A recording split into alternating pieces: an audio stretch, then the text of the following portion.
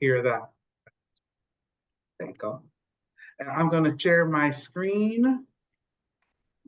Um, Everyone should be able to see my presentation, yes? Yes. Yes. And so these are our awesome students that graduated last year. So that's our senior class. Some of them you may have seen before in marketing materials or anything, but we're super excited to start with our new freshman class. So with these Zooms, what I always also do is if you're ever having issues or anything, send me a text. I will try my best to discreetly resolve it while also still presenting. That way we can still do everything simultaneously. So everyone is aware, on my end, I actually have 3 screens. One with everyone on camera, one with the presentation, and then one with all the messages on the bottom. So I try to manage it all at once, but if I don't get to it right away, I'm sorry. I'll do my best. And then, so what we're going to talk about today is, I know sometimes new mentors have questions about how, them working and their scholarship hours work. What we focus on right now, which is the GPA and soft skills. I'm going to do a quick thing about meeting your mentee because I know sometimes those questions just arise as well. The cultural event, which is happening next month. An overview of what we focus on the most in freshman year on the administrative side. A quick Q&A either for myself or for your fellow mentors, and then we'll jump into the breakout room. Something that we do now is that we do register for those breakout rooms ahead of time. If you let me know, that way I can make sure that your mentee is in the lab right after school. These are the requests that I received. If you're not on this list and you would like a breakout room, you can drop it in the chat. You can text me or you can just tell me out loud. And I will message Jim on my end to try to get your mentees in the room right after school. But sometimes it does become a little hectic because for a lot of our freshman students, they'll go straight from their last period class to the bus, which will take them to their work site.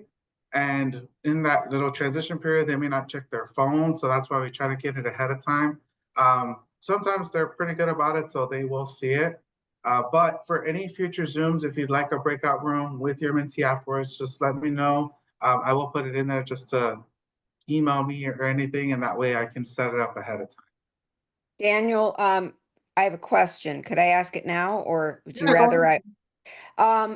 is that a typical thing that's done during these Zooms? I mean, I don't want my student to feel like she's not getting the attention that the other kids are getting. I just don't know, is that a regular thing that a lot of the students are doing that, or is that just a one-off? Or I guess I'm trying to figure that out.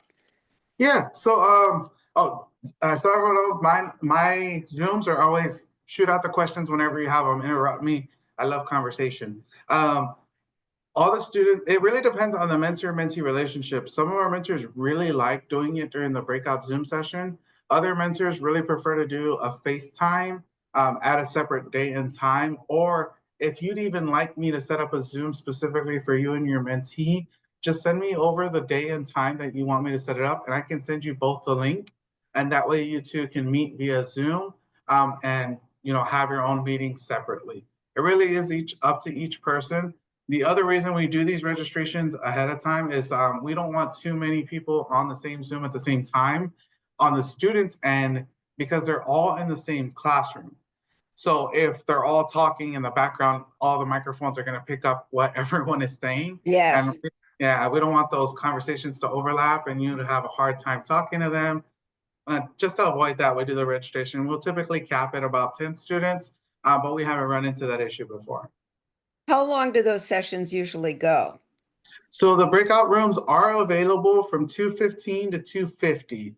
You can Okay. talk up to your student up to 2:50, but at 2:50 is when Jim will take the students to their work site in our Guadalupe Center van, because since they don't have the bus at that time, he will take them. But we'll cut it off at that point. That way they can still make it to work somewhat on time. Okay. Mhm. Thank you. Yeah, no problem. So since this is our first Zoom, I do want to give a shout out to the administrative team, Don, Bob, and Kelly. They do a great job of leading everyone and building the culture within the center. I think pretty much every single one of us follows the message of what is best for the students, what can we do more to serve them, and the whole team really has a hands-on approach and really loves just jumping in to make sure the students have what they need. If anyone didn't know, the Winn-Dixie here in Immokalee did close last weekend, the Saturday before. That is the big grocery store here in town. And so now all that's left is the small family-owned grocery stores, which could possibly see a price hike because they're price gouging. I'm not saying they're all going to do that. I'm not saying that they avoid it. I'm just saying that it is a very real possibility. And for any family who doesn't have consistent transportation outside of Immokalee may not have the funds to, consistently buy groceries. One of the things that came up very recently is that since that, grocery store is now gone, we now have to make sure that each student has a meal. While we were already making sure of that, this is going to be much more, it's going to show up a lot more often in our students' lives. So we actually, like I said, Don, Bob, and Kelly do a really great job. So on Thursday, they worked it out with a food pantry distributor where now every Friday they're going to send food here to our center. Our team is going to build it into boxes. And we sent out a survey on Friday for students to respond anonymously, I shouldn't say anonymously, but privately, to let us know whether or not they have insecurities about food, if they're worried about receiving food, especially with the government shutdown, and some of them may see an interruption in SNAP benefits. So every Friday from now moving forward, we're going to receive boxes that we will assemble on our end. If the students and parents have transportation to come pick them up, great. They will come, they will get it, they will take it home. If they don't, myself, Anita, and Esmeralda are going to drive out to the students' homes, drop it off, and then just leave it there. And that no one's going to know on the students' end, who else is getting food. This way, they're not feeling ashamed or embarrassed. It is a private drop-off or pickup, and we don't put any information out there. We're not going to take photos of them getting food. It's just a matter of, what is best for the students? What do they need? And we're all going to jump in and help. So Don, Bob, and Kelly do an amazing job of that. And the whole team really just supports that whole idea of what is best for the student. Jim, our Senior Director of College and Career Readiness, oversees our Tutor Corps and After School program. He was a principal in Collier County for many years. And then Bev, she's our new Director of Guadalupe's After School program. So she's oversees our elementary school program and our after school, our middle school program. So she was also a principal for many years who worked alongside Jim and Bob. So her coming in, she's making some changes to the elementary program, which is helping out our curriculum. And then you want to shout out my team because we all jump in for everything.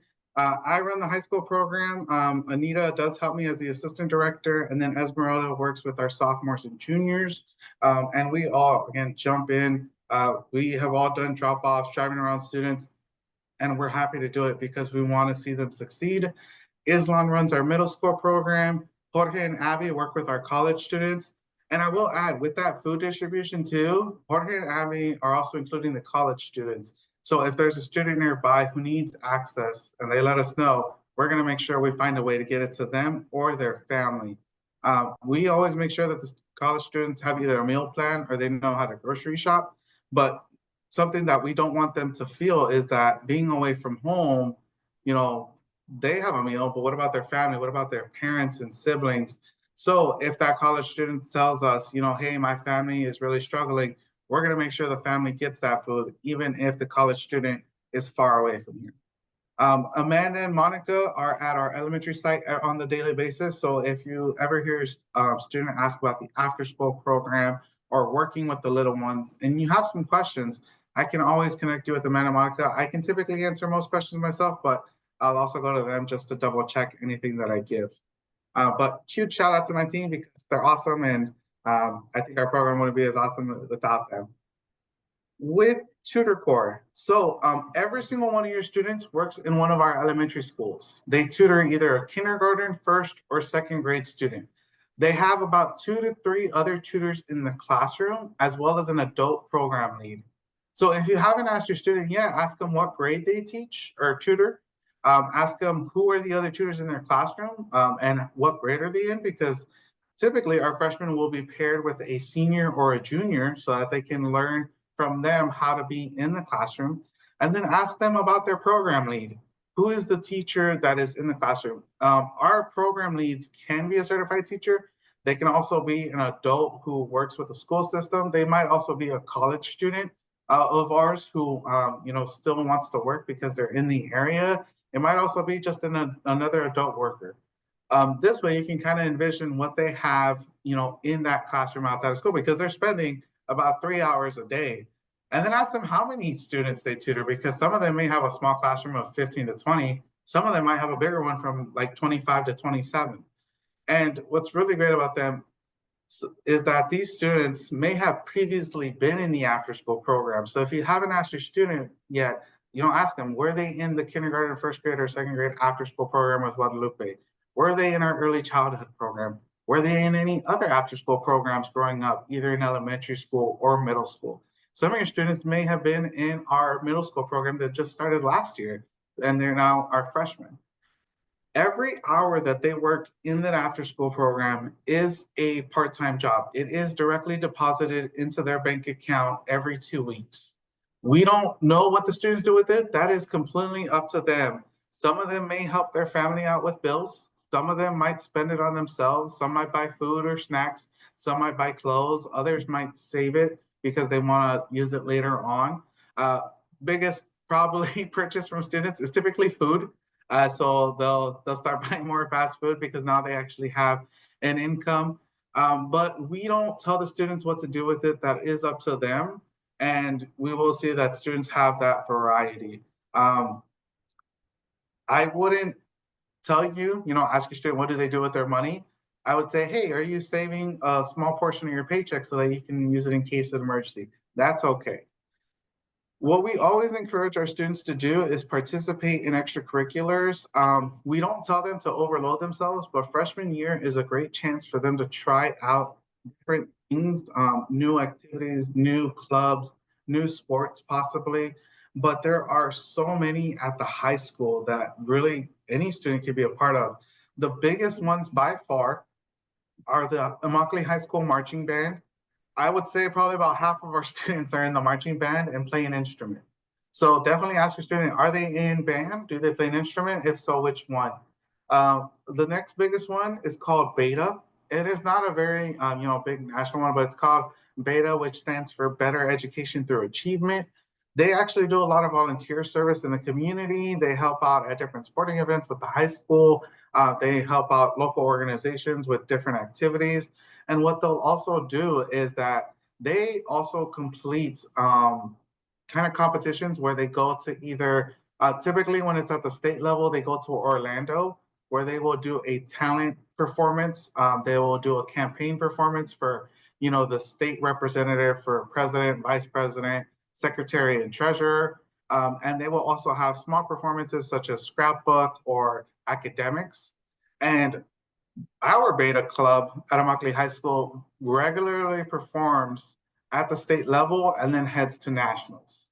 And then at the national level, it is with all the Beta organizations throughout the nation that have performed at the state level. And our Beta Club has taken some national titles. The front office at Immokalee High School, if you're ever in the area, is filled with Beta trophies from the state and national title level. It is somewhat of a small organization. It's only a couple hundred students. Immokalee High School does have about 2,000 students. The last I checked, it is the biggest high school in the county. It used to be Gulf Coast High, but then Aubrey Rogers High School opened up. So then that caused some redistribution of students in Naples. And now Immokalee High School is the biggest from what I know.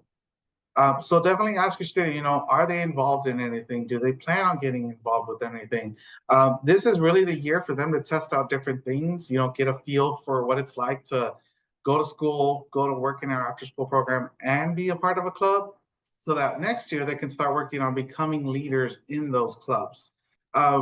Students are excused from work if they're participating in an extracurricular activity such as a sport or a club has a meeting. What we typically won't excuse is if a student wants to volunteer during work hours, because we want them at work with the little ones. It really depends on the club, but my team, mainly myself, I'm in constant communication with the coaches and the club teachers for each club to make sure that our students, are attending what is absolutely mandatory, and also making sure that they have that availability to be a leader outside of Guadalupe and outside of school. Um, for the scholarship, each student can accrue up to $4,000 in scholarship funds each year that they're in the program. So your students, as freshmen, can accrue up to $16,000 by the time they graduate from high school. That can be huge for a student who is going local and nearby. That could possibly cover their full cost of attendance if they're commuting to a school like FSW or FGCU. But what we like to do is that they need to work 280 hours. Last year, the most a student worked was about 540. So it's definitely very doable to do an activity and also work in our after school program. And most of our students do take advantage of that. Just to list off, they've also done Girl Scouts, they've done prop, they've done the Interact Club, the Lighthouse Club, they've done academic competitions, Model UN. There's definitely a large variety that doesn't include just sports. So Daniel, another question. Go ahead, Sharon. Please. So in addition to the money that they are able to make for spending money, whatever they want, they also are accruing this money towards the scholarship. Is that correct? Mhm. Oh, wow. Okay. And it's Yeah. based on the number of hours that they do with the kids, with the tutor corps. Yes, and that scholarship account is managed by us and then distributed to them once they're in college through our college team. It's not put into a bank account that the student manages. We actually manage it and send it out. I see. Very good. Thank you. Mhm. So what you're going to hear a lot of from us towards the students is GPAs. That can be a big factor once it comes to college admissions. So we actually do put a big focus on it throughout the 4 years.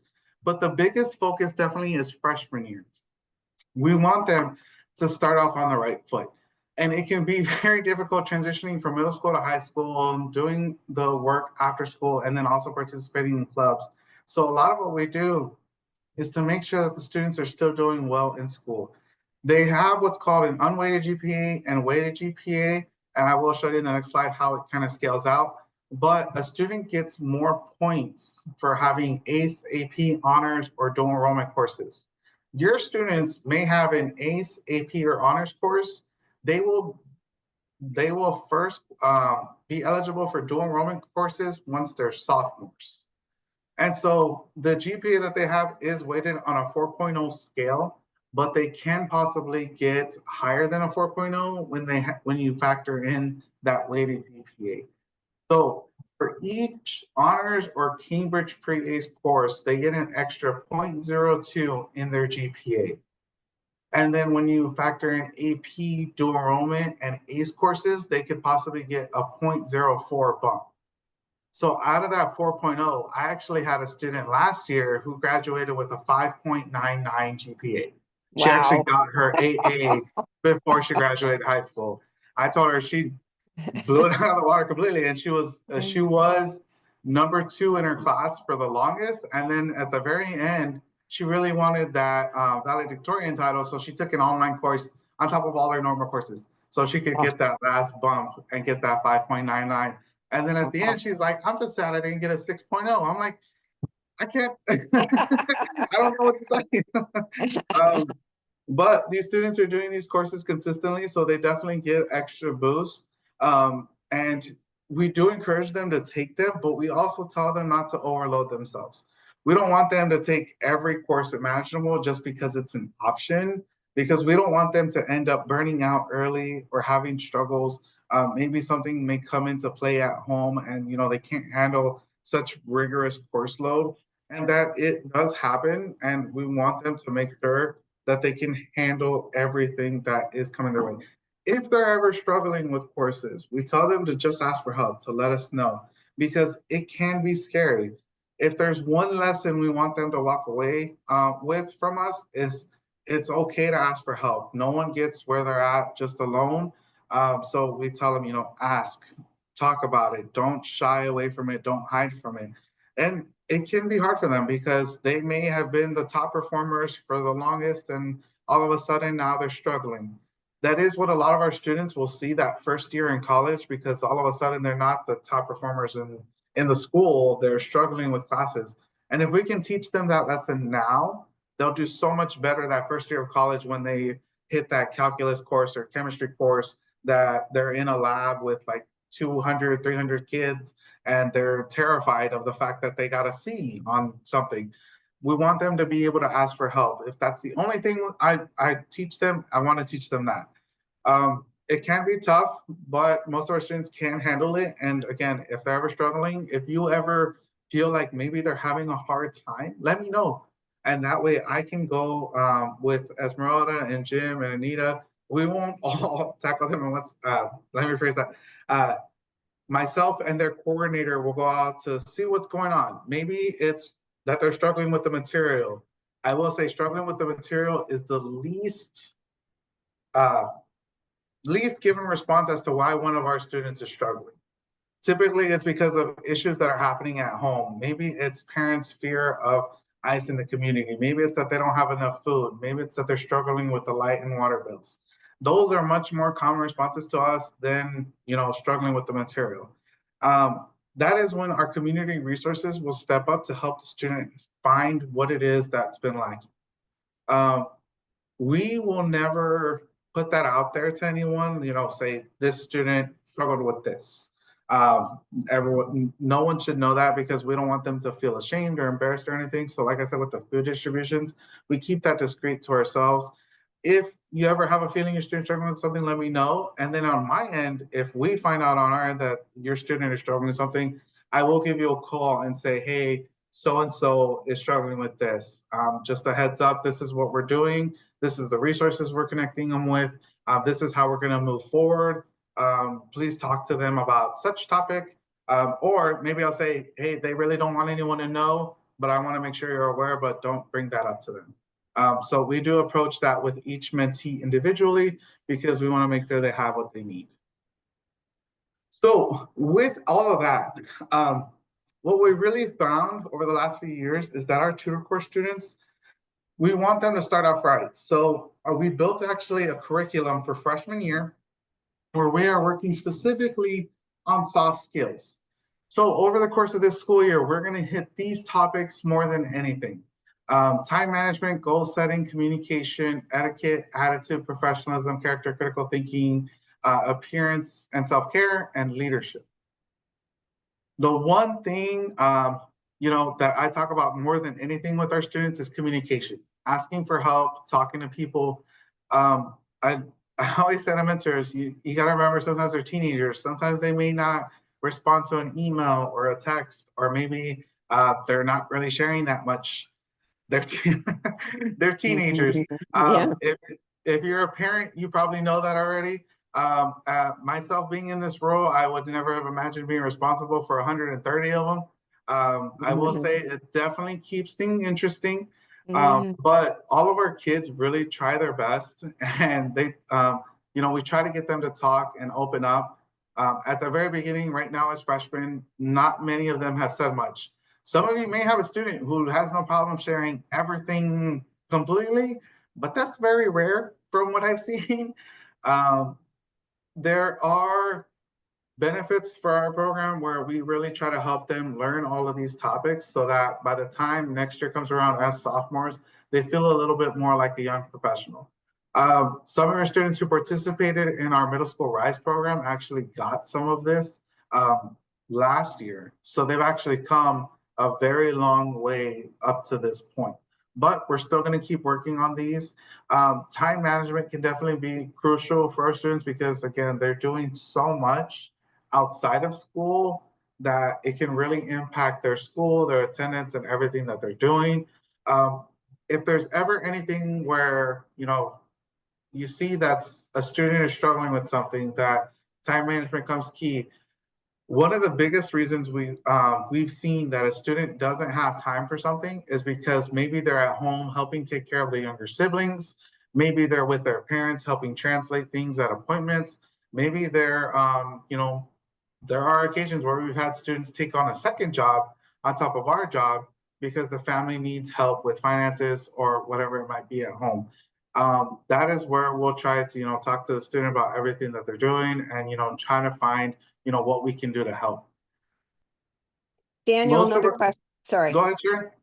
Well, I'm just wondering about the format that you share and develop these skills with the students. Is it more one-on-one kind of, or is it like, do you have a formal setting where you do this?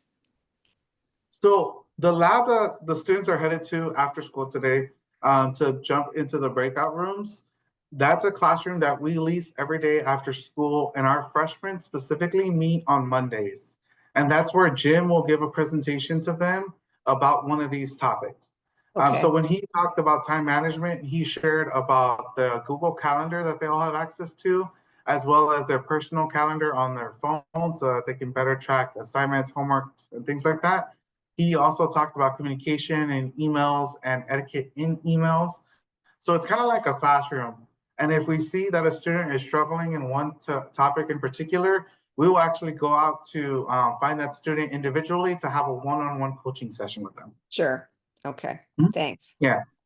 Yeah. And so a big thing that, I like to encourage for all of you is when you talk to your student, I definitely recommend Zoom or FaceTime over everything. They are still learning how to email as a young professional, and they may not know how their message is coming across. And sometimes it may just be, you ask them how they're doing and they say good, and that's all they say.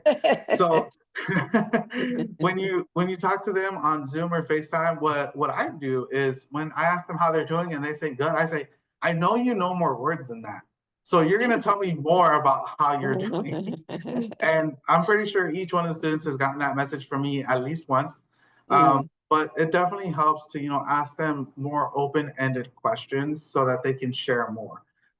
Freshmen are the hardest by far because even when we bring in, like, say, a senior for the first time, they're a little bit more open than those freshmen are.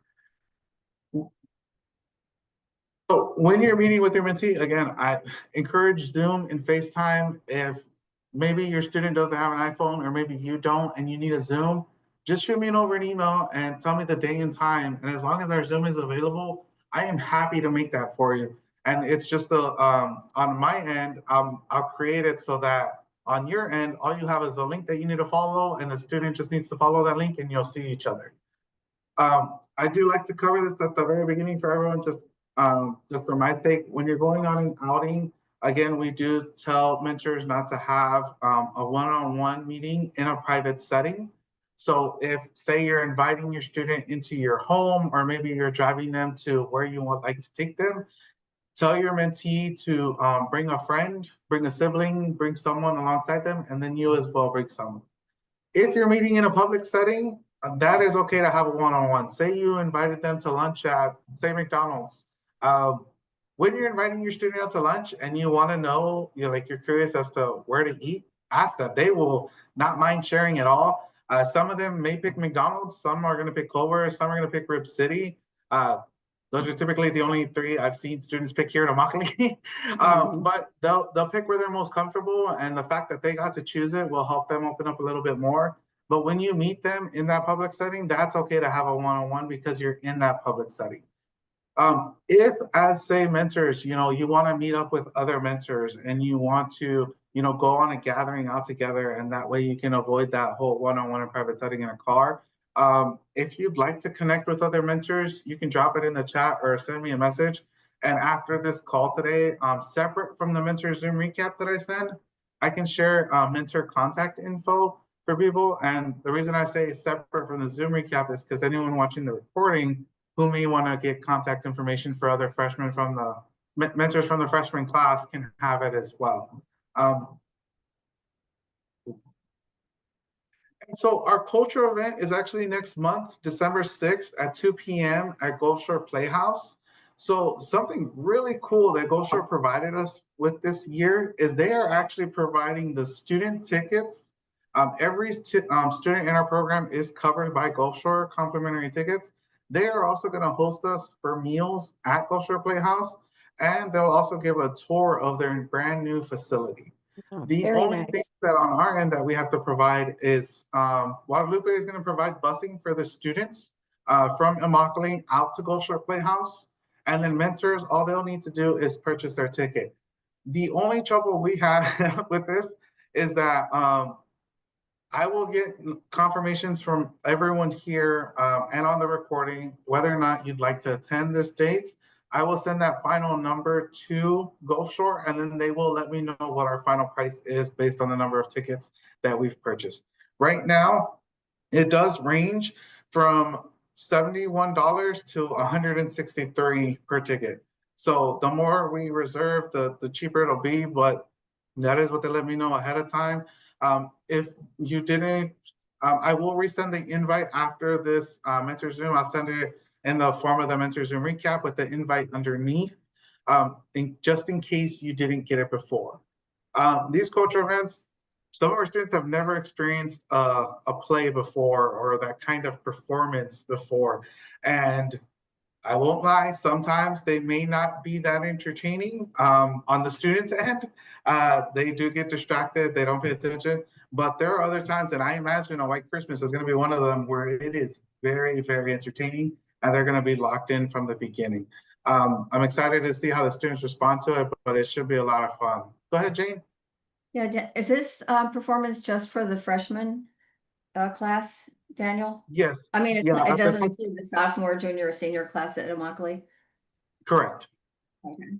Oh, thank Yeah. you. And Daniel, all of the freshmen can go regardless if their mentor can attend or not, right? Yes. Cool.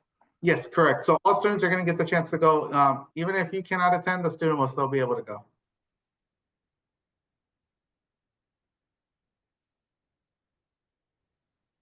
Then, as part of freshmen, we on our end track their GPA. We track the hours that they have worked in our after-school program for their scholarship.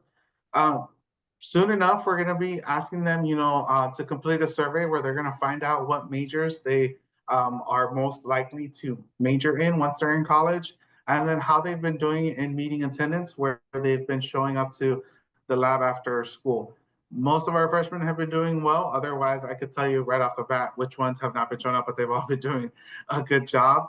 And if you ever have any questions about any of these and you'd like to know how your student is doing, send me an email. I'm happy to send you, what classes they're in, what their GPA is so far. Once we do have the majors, I'm happy to share that as well. And anything else that we might have learned about them since the start of the school year. If you have questions, shoot them over. I am happy to answer those emails to better help improve the relationship you have with them. And then something that we offer to all the mentors. So going back to, meeting with your student one-on-one, the Department of Children and Families once a month will conduct their testing at our facilities here in Immokalee, where people can get certified, and the subject there is to be a certified DCF instructor. Certified teacher under DCF. But since there's a staff member here in the facility at that time, you are more than welcome to come in and use the mentor lounge to meet with your student one-on-one. You can bring lunch, you can bring an activity, you can bring whatever you're thinking of. And since the staff member will be here, you don't have to worry about the student bringing someone or you bringing someone. And these are the dates available for the entire school year as of right now. If anything changes, I will add them into our next Zoom. And it is available from 9 a.m. to 1 p.m. I'm not saying you have to be here the whole time, but if you'd like to meet with your student for say 30 minutes or an hour, you're more than welcome to come in one of those days. Just let me know. And then once you let me know, I will actually put you in communication with the staff member who is here that day. And I will provide you with their email and their cell phone number because since the campus is a locked campus, all the doors are locked. And you can call them when you arrive to say, hey, I'm here, and they will let you into the building as well as the student.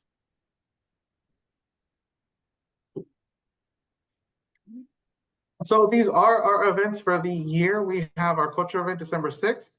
We are having our mentor tutor picnic January 31st at Lakes Park in Fort Myers. We will send an email about that in December so that everyone can register for what potluck they would like. Sorry about that. for what product dish they would like to break. I actually just reserved the pavilion at the park this past Friday. So that is a locked in date. Our mentor tutor dinner is here in Immokalee at our inaugural campus on March 5th. That one is at 6 p.m. And then your students are freshmen, so they won't be participating in senior celebration, but we do invite all mentors if they'd like to attend. Our senior celebration is happening April 23rd. That is my favorite night of the year for our students because they're going to celebrate what schools they're going to, what scholarships they've received in front of their parents and mentors. And sometimes they may bring a sibling or two, so it's definitely a lot of fun. If you're interested in any of our other events, our Art of Appreciation is happening November 13th.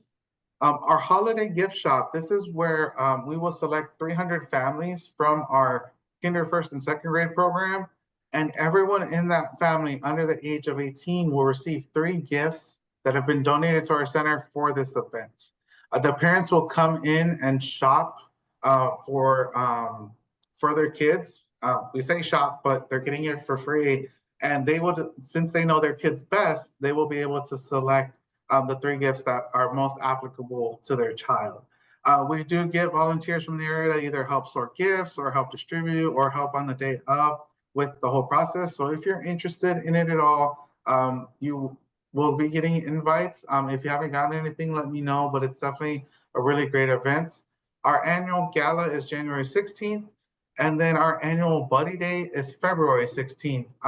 If you're not too familiar with Buddy Day, that is where we will take our second graders from our after school program out to Hideaway Beach on Marco Island.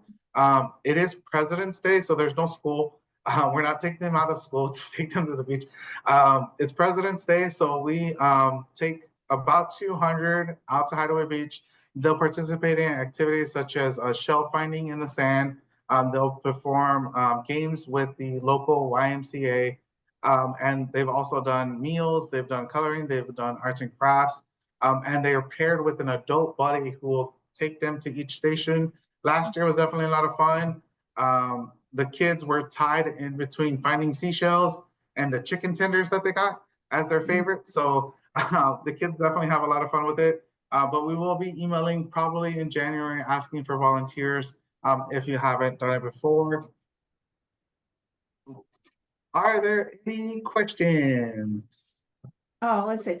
I think I missed where the picnic was going to be. Lakes Park in Fort Myers. Lakes Park. Oh, okay. And there's no November dinner this year? There is, but it's for our juniors and seniors. And then we'll hold the freshmen and sophomores dinners in the spring. Just because since there are so many more freshmen and all of them have been matched up yet, we try to do it a little bit later so that as many mentees have a mentor as possible. Okay. And then my last question, how many freshmen men tutor for students do you have this So year? we have 30 freshmen. That's great. Good. Are there any other questions either for myself or maybe for your fellow mentors? We do have some veteran mentors if someone has questions for them. And Daniel, you're going to give us a copy of all this presentation with all the dates and everything. Okay, great. Yeah, Right. yeah, I'm gonna send it in a PDF, and then I'm also gonna upload the recording into a YouTube video and include that link as well. Okay. Daniel, I think you sent it already because I printed it Yeah. out. Yeah, I send it before and after. So there are like 2 or 3 new slides on this one that I thought of this morning. Okay. So I want to make sure I included those as well. I always try to include as much info as possible, but sometimes something pops up that I think would be good. So yeah, Keeping us on our toes. yeah, I'm keeping myself on my toes. All right. Any other questions? Not for me. Nope. Nope. No? Thank you. If I can call on Jane or Meredith to share, because they are 2 veteran mentors, to share with our new mentors. Oh, and Stacy's on the call too. If you guys could share, what really helped you develop your relationship with your last mentee, so that they could get a little bit of advice for their conversations. Meredith, you want to go first or? Sure, I'll go first. Well, I've had 3 mentees so far for the last 10 years or so. And my first mentee was really chatty, and that was really easy. My next 2 were on the quieter side, so I just found really talking to them about, oh, you're going to homecoming, tell me about your activities, tell me about your friends. They're very into their friends, so asking them what their friends are up to. They're also really family involved. So really trying to understand who's in their family, tell me about your siblings. There are often extended family members, so I always asked about, what are you doing this weekend? Tell me all about it. Oh, what are your favorite foods to eat? Who cooks what? That helped a lot. And then as they got older, I would offer to read their essays for college, read over any essays for school, even along the way. What books are they reading? If they were struggling, how to write a book report, well, tell me the topic you're picking. Really just asking them anything that they need for support. How can I help you in school? And talking. Some of them are very, very quiet, and Daniel's absolutely right. Over time, by the time they hit senior year, they'll be chatting your head off, and that's a lot easier. So hang in there. It's not you. They tend to be quiet. Meredith, how often did you try to make contact with your student? I know with the freshmen, I've got a young man, and he seems a little bit quiet. And I kind of I don't want to scare him away, but I just want to know what's the best way to try to, is it once a week, writing? Just to work for you? I found texting is the best, and I would drop a text once a week and just say, hey, just checking in, how's it going? And sometimes I would get paragraphs, and sometimes I would get, like Daniel said, good. And if I got good one week, that was fine. I didn't go on from there. But if it was good a few weeks in a row, I would say, well, tell me more about that. And then I would prompt with the open-ended questions. What did you do this weekend? What's your family up to for the holidays? What are your favorite traditions? If it's holiday time. But I try to text once a week. And they're pretty good about texting back. I don't email because, like Daniel said, that's really not a strength. And then I try to do a FaceTime or, a Zoom. Most of my mentees have preferred FaceTime, which luckily so do I. I'm technologically challenged. I try to make some kind of face-to-face contact once a month, just for like a 20-minute, 30-minute Zoom or FaceTime.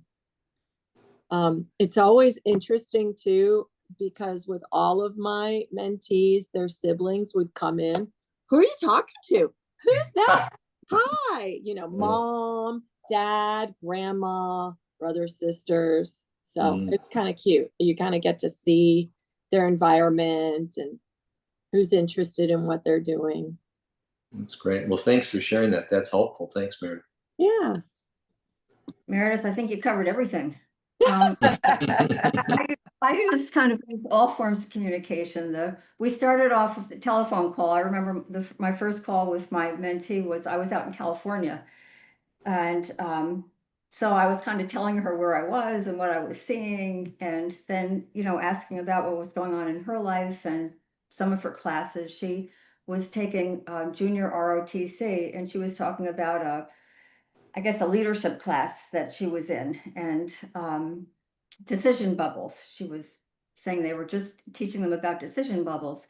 And so I said, have you ever heard of a decision tree? And she said, no. And I realized it's the same thing. So when we were finished, we talked about a lot of different things, but when we were finished, I looked up a decision tree and online, and I sent it to her, and it was kind of, it allowed us to engage in a conversation, and from there, other conversations took place. I think in talking to her, I learned that she wanted something from one of her, someone in school, a teacher or a counselor, and she really didn't feel entitled to ask for it. So I asked her if she knew what advocacy meant. And so she had a general idea of what that meant. And so I said, there's also something called self-advocacy. And so I kind of did the same thing. I went online and I found something that, kind of simply explained that concept and actually gave steps how to advocate for yourself.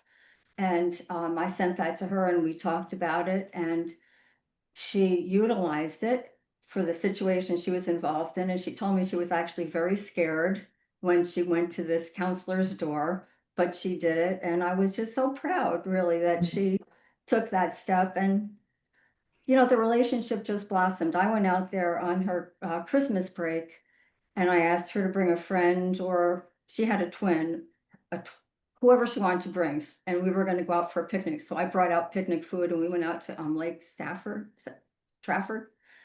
And so she brought her, so her mom came, which was the first time I met her mom, which was wonderful. And we spent the afternoon together, the three of us, and, learned a little bit about each other. And that's how we started our relationship. Thank you. I would love to add too, if you can speak a little bit of Spanish, or at least learn some key Spanish words, because you will meet the parents, and I try to speak Spanish to them and they get a kick out of it, and it gives you, and and then you're laughing and como se dice this, and my mentee will be translating, and it's a way to bond with the parents too, because I find they're very curious, what is this all about? So that's also a nice way to bond too, if you can just learn a little bit of Spanish. And not all the kids, not all of the kids' parents only speak Spanish, but a lot of them, that's the case. I'm sure. Stacy, anything?